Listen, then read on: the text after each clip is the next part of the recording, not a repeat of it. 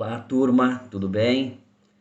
Pessoal, hoje eu vou falar de um assunto muito interessante, tá? Uma decisão que nós obtivemos aí na justiça, né? Após já ter sido conseguida na esfera administrativa, muito interessante, muito importante para toda a categoria. Sabe aquela infração que existe lá na portaria 101 sobre a inserção de dados falsos no sistema de informação do Detran? Essa mesmo. Aquela que o pessoal mal intencionado, né, na verdade, utiliza para fraudar o sistema, tá? Bom, então para que todo mundo entenda o contexto, vamos lá. Antes de eu compartilhar com os senhores essa decisão que me deixou muito feliz.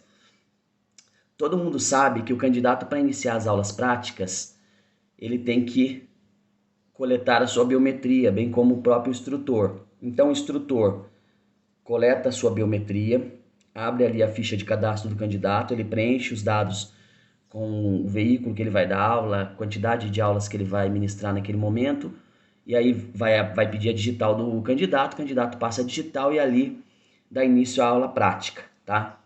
Deu início à aula prática, eles fazem a aula, obviamente, saem, fazem a aula e no retorno deles, novamente é coletada as digitais, tanto do instrutor quanto do candidato, para fechar essa aula ser contabilizada para o processo de habilitação do candidato.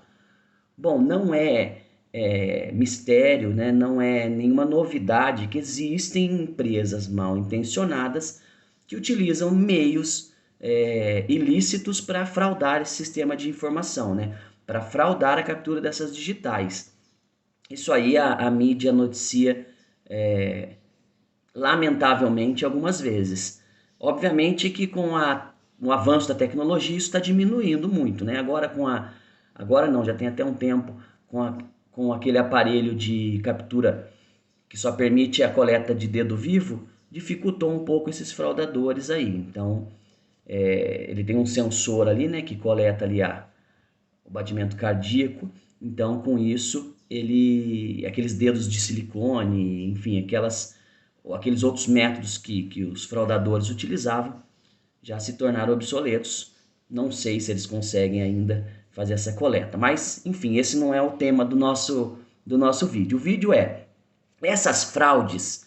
Você veja que em todo momento eu falo os fraudadores. Por quê? Porque a pessoa que está mal intencionada e quer realmente burlar o sistema, veja, ela tem uma intenção de lesar alguém, né? Ela está lesando toda a coletividade, porque ela vai colocar no trânsito um motorista despreparado, né? Porque ele não realizou as aulas, ainda que ele saiba dirigir, né? Ele não teve ali a formação prática, então pode não caracterizar ali um risco para a sociedade porque ele sabe dirigir, sim, mas ela de qualquer forma está fraudando um sistema de informação, ela está inserindo ali um dado falso. Qual é o dado?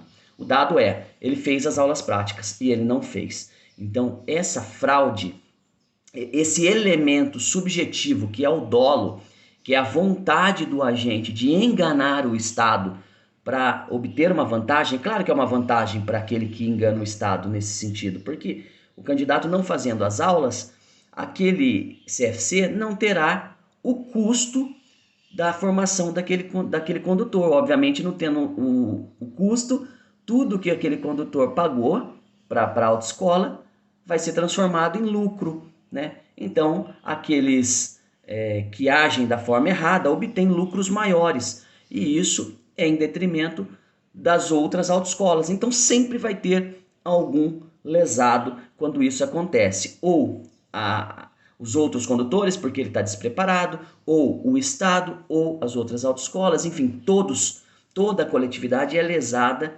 quando alguém burla o sistema de formação.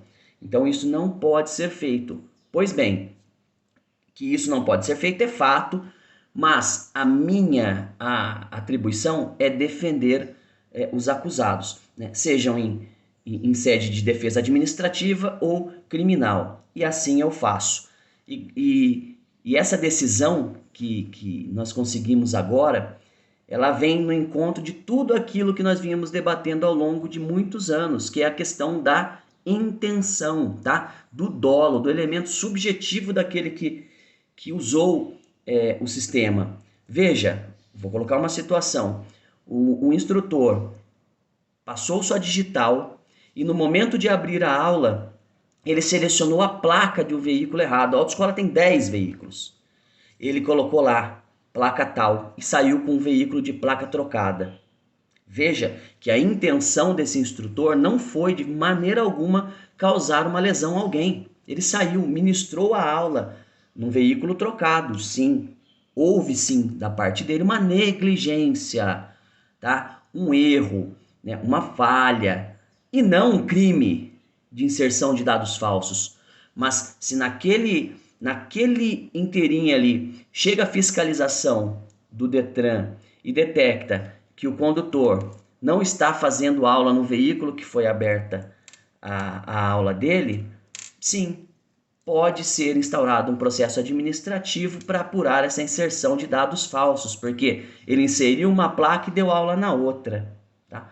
Um outro exemplo, você inicia a aula prática e no meio dessa aula prática, o seu aluno venha passar mal, ou um parente dele, e ele solicita: por favor, interrompa a aula, eu preciso ir para o hospital, meu irmão se acidentou. Tá? Um exemplo. E aí o instrutor paralisa a aula, deixa esse aluno no hospital e volta para a autoescola. Nesse momento, o Detran chega para fiscalizar. Cadê o aluno? Ficou no hospital. O que aconteceu? Ué, não era para ele estar fazendo aula? Era, mas houve um imprevisto. E o instrutor chegou na autoescola. O instrutor tem que cancelar a aula. Mas você deu tempo dele cancelar a aula? Primeira coisa. Será que ele teve tempo de cancelar a aula? Ou a fiscalização chegou logo na sequência? Ainda que ele não cancele essa aula não será validada, porque não vai ter o fechamento dela. O instrutor e o aluno não colocarão a digital para fechar a aula. É impossível, o aluno está no hospital. Quando passar o tempo de finalização da aula, o sistema vai dar aquela aula como zero, não vai contabilizar. É como se ele não tivesse feito, ele pode ter feito quase toda a aula. Vamos dizer que era uma aula de 50 minutos, ele fez 40. Não vai contar, ele vai perder os 40 que ele fez e vai ter que refazer essa aula. Mas a fiscalização chegou e a aula não tinha sido cancelada. Ora, houve uma falha do instrutor? Sim, houve uma falha por não ter cancelado a aula. Mas vamos analisar o caso. Então eu sempre debati que cada caso deveria ser analisado de forma concreta. Infelizmente, nos processos administrativos, agora está melhorando muito, tem que elogiar, inclusive, o papel das superintendências que estão presidindo esses processos. Realmente, os julgadores estão começando a entender, né, que aquilo que está escrito na portaria 101 visa proteger a sociedade dos crimes, das condutas praticadas com o intuito de prejudicar alguém, com o intuito de obter vantagem, e não simplesmente uma falha, tá? Então, nós obtivemos aí recentemente uma decisão num processo administrativo onde foi entendido, quando isso ocorre, essa inserção de dados falsos no sistema, seja por falha ou seja por dolo, né, ou seja, com intenção, todos respondem, que é outra falha. O CFC responde, o diretor de ensino responde, o diretor-geral responde e o instrutor que realmente foi o causador da falha. O que é uma falha na legislação terrível, porque, veja, não tem o proprietário do CFC, ele contrata um diretor para exatamente dirigir o CFC dele. Ele contrata um instrutor credenciado, capacitado para fazer aquilo. Então, como ele pode ser penalizado por uma falha relacionada ao instrutor? E aí atribuir que ele sabia daquilo é uma suposição que vai além de qualquer razoabilidade, tá? Assim como o próprio diretor. Nós temos 2 diretores no CFC, como vocês sabem. Nem sempre os 2 estão presentes. Como você vai penalizar um diretor que não está presente no CFC? O outro está substituindo. E digo mais, se acontece alguma coisa fora da autoescola, como o diretor que está na autoescola, obrigatoriamente presente na autoescola, tem obrigação de saber. Ou seja, a César o que é de César. A autarquia precisa rever essa portaria 101 urgentemente. Por quê? Porque ela penaliza pessoas que não tiveram a menor possibilidade de evitar que aquilo acontecesse, tá bom? Como o proprietário ia evitar de que o instrutor deixasse um aluno no hospital porque o irmão estava passando mal? O proprietário não é obrigado a ficar no CFC. Ele pode ter outros negócios. Enfim. Então essa decisão administrativa reconheceu, olha só, reconheceu que faltou indícios suficientes para se comprovar a fraude, porque também o Detran, ele em 99% dos casos de processo administrativo em que eu atuo, quando vem esse artigo de inserção de dados falsos, já vem como brinde também a improbidade administrativa, que não tem nada a ver, né? Mas já vem como brinde ali também para você se defender, tá? O crime de improbidade administrativa, veja que coisa absurda, mas enfim. Foi inocentado, então esse CFC foi inocentado do crime de improbidade administrativa, foi inocentado do crime de inserção de dados falsos, tanto o CFC quanto os diretores, quanto o próprio instrutor foi inocentado. Conseguimos essa vitória. Ao instrutor será aplicada uma pena de advertência por escrito pela negligência, o que é justo, né? Ele deveria ter cancelado a aula, até porque nesse caso específico ele teve tempo para fazer, tá?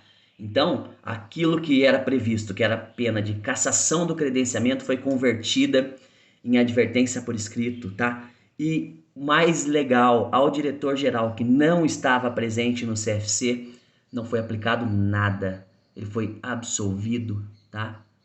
Absolvido. E o proprietário só foi advertido porque ele estava presente no CFC. Então veja que nós conseguimos uma vitória muito importante para a categoria, que foi a individualização da pena. Cada um recebeu aquilo que realmente, que de fato merecia. O diretor de ensino estava presente, o proprietário estava presente e o instrutor foram advertidos e não cassados. Olha que coisa legal. E claro que no dia dessa fiscalização todos foram para a delegacia, foi lavrado um boletim de ocorrência, né? Sob a alegação do crime de inserção de dados falsos no sistema de informação. O instrutor respondeu por esse crime e tive aí a grata surpresa no dia de ontem de receber ali na minha movimentação processual a manifestação do Ministério Público pedindo o arquivamento do processo. Olha só, vai arquivar o processo, por quê? Porque ele entendeu que não há indícios suficientes da prática do crime. Não houve dolo na conduta do instrutor.